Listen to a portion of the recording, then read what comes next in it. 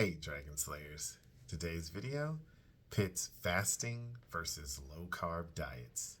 Don't forget to like and subscribe because it really helps the channel out. Let's get started. So when we eat, insulin rises and blocks fat burning, then the body instead burns glucose, which is now freely available from the ingested food. But of the three macronutrients, carbohydrates, fat, and protein, carbohydrates stimulate the production of insulin the most. Refined carbs and sugar in particular have the greatest effect on insulin. So a diet low in these is most certainly a great start for breaking the insulin resistance cycle and losing weight. Yet for some people, this is not enough. Since all foods raise insulin levels, the best answer is to completely abstain from food. The answer we are looking for is, in a word, fasting. Fasting versus low-carb diets, both low-carb diets and fasting are able to reduce insulin.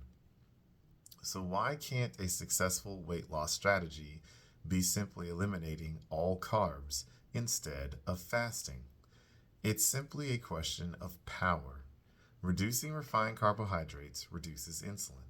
However, protein, especially from animal sources, also raises insulin. Fasting by restricting everything keeps insulin lower. Fasting is simply more powerful. Very low carbohydrate diets, in which carbs compose less than 3% of total calories, are very effective at reducing blood sugar in those with type 2 diabetes compared to a standard diet in which carbs compose 55% of total calories.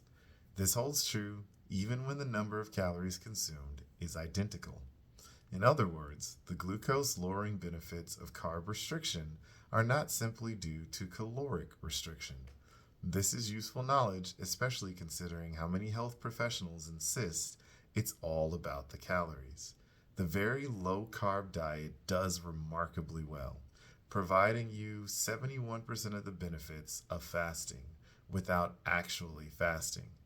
But sometimes low-carb just isn't enough. Dr. Fung has had many patients who limited their carbohydrates but still had elevated blood sugars. How do you get more powerful? Fasting. Insulin is the main driver of obesity and diabetes. A very low-carb diet can reduce insulin by more than 50%, but you can go another 50% by fasting. That's powerful.